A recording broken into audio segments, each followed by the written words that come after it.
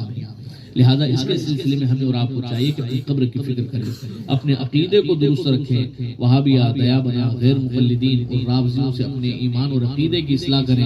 آج کل بہت سارے لوگ، جیسے ہمارے مفتی صاحب قبلہ نے بتایا کہ رافضیت کا دور دورہ چل رہا ہے، آج اچھے اچھے لوگ بہتے چلے گئے تو آپ اور ہم کس کھیت کی مولی ہیں کہ ہم اور آپ بچ جائیں گے۔ لہذا پھر بھی اپنے آپ کو بچانا ہے اور مسلک اہل سنت پر قائم رہنا ہے۔ یاد رکھو صحابہ اکرام کی عظمت بڑی بلند و بالا ہے۔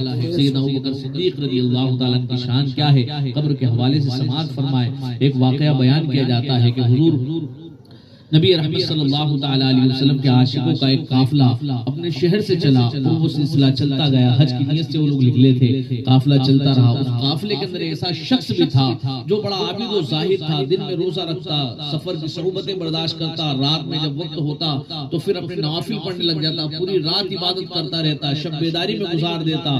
اللہ اکبر! اس کی حالت تھی کہ اس کے لوگ زیارت کے لیے آیا کرتے تھے کہ بہت بڑا عابد ہے، بہت بڑا اللہ والا ہے، چلو اس کی زیارت کے لیے، اس سے دعا کرا لیں گے، اس سے جو ہے دعائیں کروائیں گے، اس سے برکتیں حاصل کریں گے۔ جب ان کا قافلہ کسی شہر سے گزرتا تو لوگوں کی بھیڑ لگ جایا کرتی تھی، ویرانے کے اندر لوگ ملنے کے لیے آ رہے ہیں، پورے قافلے والوں کی واہ واہی تھی کہ یار اپنے ساتھ میں اتنا اچھا آدمی چل رہا ہے کہ اللہ اکبر، ہر طرح کی نعمتیں ہمیں مل رہی ہے، سفر میں آسانیاں ہی آسانیاں اس کی برکتوں سے۔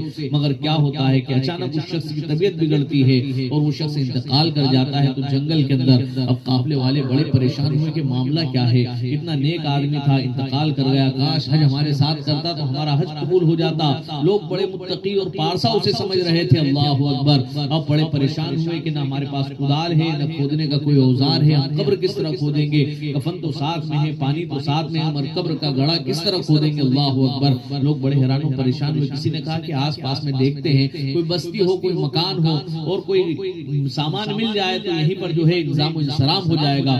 چند افراد جو ہے تلاش میں نکلے تو دور سے کیا نظر آیا کہ ایک پہاڑ کی کنارے پر ایک خاتون کی کٹیا بنی ہوئی ہے، اس کی جھوپڑی بنی ہوئی ہے۔ وہ جب باہر ہلکی سی نظر آئی تو لوگ دوڑ کر کے اس کے پاس میں پہنچے، کہا اماں ہمیں بڑے پریشانی کا سامنا کرنا پڑ رہا ہے کہ ہمارا ایک ساتھی جو انتقال کر گیا ہے، وہ بڑا عابد تھا، بڑا زاہد تھا، اللہ والا تھا، عبادت کرتا تھا، روزہ رکھا کرتا تھا، حج کی نیت سے ہمارے ساتھ میں تھا، ہم بھی اس کے ساتھ میں تھے اور اللہ اکبر راستے میں انتقال ہو گیا۔ اس کی قبر کھودنی ہے، ہمیں کدال کی ضرورت ہے کہ آپ کے پاس کوئی گڑھا کھودنے کے لیے اوزار مل جائے گا، سامان مل جائے گا۔ تو اس بڑھیا نے کہا نہیں نہیں، میرے پاس میں کوئی سامان نہیں ہے۔ اچانک دیوار پر ایک آدمی کی نظر پڑی تو وہ کہتا ہے کہ اماں آپ تو کہتی ہیں کچھ نہیں، مگر آپ کے گھر میں تو کدال رکھی ہوئی ہے، کہا میں وہ تمہیں نہیں دے سکتی کیونکہ تمہارے لیے نہیں ہے۔ اللہ اس خاتون نے دینے سے منع کر دیا۔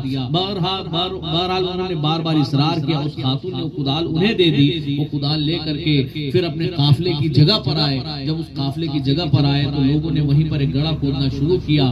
تھوڑی دور پر ایک طرف جا کر کے قافلے والوں نے گڑھا کھود دیا، اس آدمی کو دفنا دیا تو واپس پلٹنے لگے۔ جب واپس پلٹنے لگے تو کیا دیکھا کہ بھائی کدال کون اٹھا کر کے لایا؟ آج بھی یہ حال ہوتا ہے نا، اب پھاوڑا اٹھایا کہ نہیں اٹھایا، گیتی اٹھایا کہ نہیں اٹھایا، بھائی تغاری لائے کہ نہیں لائے، اکثر و بیشتر یہ معاملات ہوتے ہیں۔ تو وہ لوگ بھی جو ہے واپس پلٹے تو بات چیت چلی، بھائی کدال کسی نے اٹھایا نہیں اٹھایا، کدال کسی نے اٹھایا؟ تو پتا چلا کدال کسی نے نہیں اٹھایا۔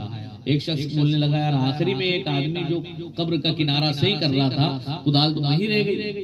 تو انہوں نے کہا یار اس بوڑھی اماں سے ہم نے وعدہ کیا اور ہم حج کے لیے جا رہے ہیں، وعدہ خلافی نہیں کر سکتے، چلو کیا عرض ہے تھوڑی کدال اپن نکال ہی لیتے ہیں، قبر کا ایک کونا سرانہ کھولیں گے اور وہیں سران سے کدال کو اٹھا لیں گے۔ اب چند لوگ واپس پلٹے، اس کی قبر کو کھولا گیا، اللہ اکبر! تو کیا دیکھتے ہیں کہ وہ کدال اس پرہیزگار کے گلے کا توق بنی ہوئی ہے اور اس کے ہاتھ اور پیر اسی کدال کے اندر لپٹے ہوئے ہیں اور وہ عذاب میں مبتلا ہے۔ وہ گھبرا گئے، اب زمین پیروں کے نیچے سے کھسک گئی کہ اتنا عابد و زاہد تھا، اتنا پرہیزگار تھا اور حال یہ ہے کہ یہی پر عذاب قبر میں مبتلا ہو گیا۔ لوگ گھبرائے، فوراً قبر کو ڈھاکا اور واپس پلٹ کر کے آئے۔ اس بوڑھی کے پاس میں پہنچے تو معافی تلافی کرنے لگے کہ اماں ہم معافی چاہتے ہیں، ہم نے جو ہے اس کدال کو قبر ہی میں چھوڑ دیا، کہا میں نے تو کہا تھا کہ واپس لے کر کے آنا، کہا اماں واپس لانے کے لیے ہم نے قبر ہی کھودی تھی، مگر ہم بڑے پریشان ہوئے کہ وہ کدال اس کے گلے کا توق بن چکی ہے، اس کے ہاتھ اور پیر اسی میں بندھے ہوئے ہیں، ہم گھبرا گئے، ہم نے قبر کو بند کر دیا۔ اللہ اکبر، اللہ اکبر! وہ خاتون کہتی ہے چلو کوئی کوئی بات نہیں، میری ایک بات سن لو کہ اللہ کے رسول صلی اللہ تعالی علیہ وسلم بھی چند روز پہلے ہی میرے خواب میں جلوگر ہوئے تھے، سبحان اللہ، میری قسمت جاگی، اللہ کے رسول کا میں نے دیدار کیا، تو اللہ کے رسول صلی اللہ علیہ وسلم نے ارشاد فرمایا تھا کہ خاتون اس کدال کو سنبھال کر کے رکھنا، میرے یارغار ابو بکر کے دشمن کے عذاب کے اندر یہ کدال کام آنے والی ہے اور یہ اس کے گلے کا توق بننے والا ہے، اسے انہیں سنبھال کر کے رکھنا۔